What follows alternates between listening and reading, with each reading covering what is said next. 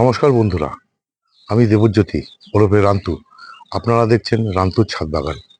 আজকে আপনাদের সামনে আমি নিয়ে এসেছি আমার ছাদে, মানে আমার বাগানে, ছাদ বাগানে যে নয়নতারা গাছ আছে সেগুলির কি পরিচর্যা করি বা কি করতে হয় তার উপর আজকের ভিডিও। বন্ধুরা, নয়নতারা দু ধরনের হয়, একটা দেশি, একটা হাইব্রিড।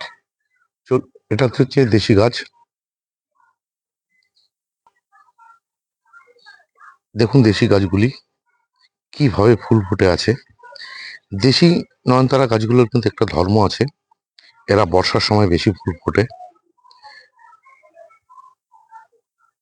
এই সমস্ত গাছের খুব একটা খাবার দাবার লাগে না।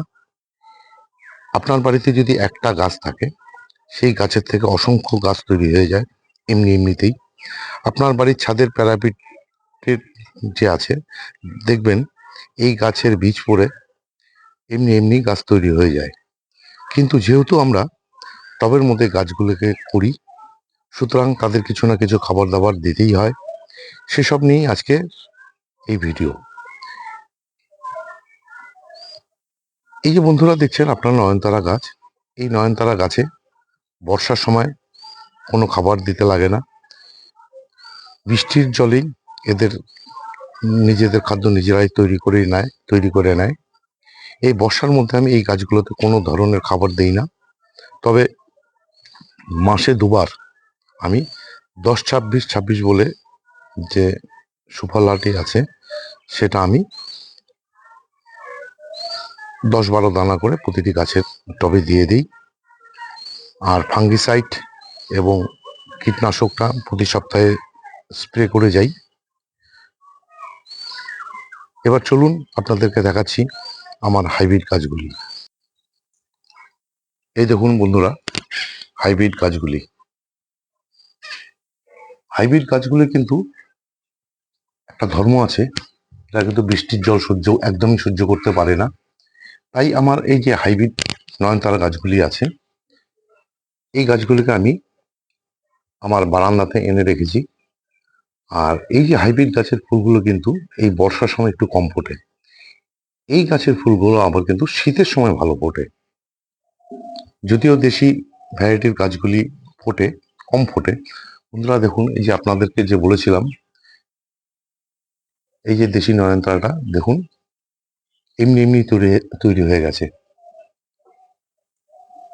টবের মধ্যে বীজ পড়ে। শীতের সময় যেহেতু সব গাছ একসঙ্গেই ছিল নয়নতারা গাছগুলিকে, বর্ষাতে আমি গাছগুলোকে একদম সেডিয়ে এরিয়াতে এনে রেখেছি। ফুল কম হচ্ছে, এই গাছের ফুলগুলো কিন্তু শীতের সময় ভালো হবে। আর যদিও এই গাছগুলো অনেক পুরনো, 2 বছর হয়ে গেল, সুতরাং গাছের বয়সজনিত কারণে একটু মানে অন্যরকম চেহারা নিয়েছে। এই গাছগুলোতে আমি অক্টোবর থেকে এপ্রিল মাস পর্যন্ত প্রতি সপ্তাহে সর্ষের খোল জল দিয়ে যাই। আর কোনো খাবার দেই না, তবে ফাঙ্গিসাইড এবং কীটনাশক আমি কিন্তু প্রতি সপ্তাহে এই গাছগুলোতে স্প্রে করি।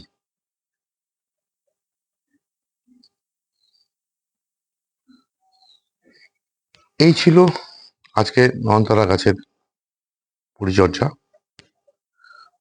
খুব সাধারণভাবে আপনারা তৈরি করতে পারবেন। এই গাছগুলি করার উদ্দেশ্য হচ্ছে বাড়িতে পুজো দেওয়ার জন্য প্রচুর ফুলের প্রয়োজন হয়। এই গাছগুলি কিন্তু আপনাদের ফুলের যোগান সারা বছর দিয়ে যায়। যদি আমার এই ভিডিও ভালো লেগে থাকে, তাহলে আমার এই ভিডিওর উপর একটা লাইক দেবেন, কমেন্ট করবেন, এবং এ ধরনের নিত্য নতুন ভিডিও পেতে চাইলে আমার চ্যানেলটি সাবস্ক্রাইব করবেন। ভালো থাকবেন, সুস্থ থাকবেন, সবুজের সাথে থাকবেন। ধন্যবাদ।